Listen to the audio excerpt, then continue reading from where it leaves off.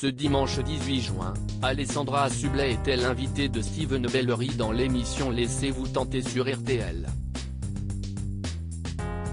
Pendant cet entretien, elle s'est confiée sans tabou à propos de ses 2 divorces qui sont un échec.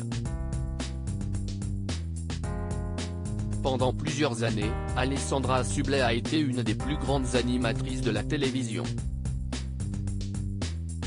Elle a présenté de nombreuses émissions à succès comme C'est à vous sur France 5 ou encore C'est quand Chloé, le grand concours des animateurs sur TF1. Cependant, elle a décidé de tourner ce chapitre de sa carrière pour se consacrer à la comédie, un rêve qu'elle a souhaité poursuivre sans se retourner. Les téléspectateurs ont pu la découvrir dans un tout nouveau registre dans le téléfilm Andy Gang diffusé le 2 mai 2022 sur TF1 avec à ses côtés le champion paralympique Théo Curin dans le rôle principal. Depuis sa diffusion, la nouvelle actrice s'est faite quelque peu discrète au sujet de ses prochains projets. Elle a finalement décidé de tenter sa chance sur scène et présentera son seul sur scène Tous les risques n'auront pas la saveur du succès du 7 au 29 juillet au Théâtre du Chêne Noir à Avignon.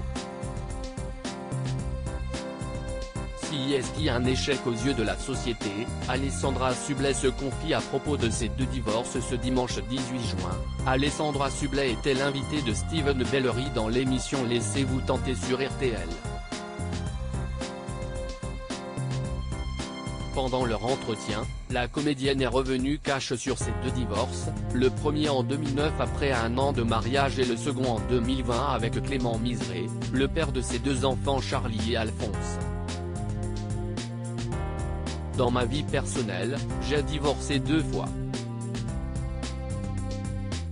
Le deuxième divorce, avec 2 enfants, si est-il un échec, a-t-elle commencé? Si est-il un échec aux yeux de la société d'abord, et puis même au fond de vous? Quand bien même on a banalisé le divorce dans notre société, ça reste traumatisant. On a le culte de la réussite mais pas celui de l'échec. Alessandra Sublet veut dédramatiser ces événements difficiles. Alessandra Sublet a ensuite tenu à dédramatiser cette idée de l'échec. Dans notre société, on a le culte de la réussite mais pas celui de l'échec. On nous enseigne la réussite, on ne nous enseigne pas l'échec. Et très souvent, quand vous discutez avec des amis et que vous voulez creuser un petit peu sur une expérience qui s'est mal passée, si est-il compliqué pour l'autre d'avouer ses faiblesses, a-t-elle continué? Avant de conclure, et donc je trouve que si est-il beaucoup plus intéressant de traiter de l'échec que de traiter de la réussite.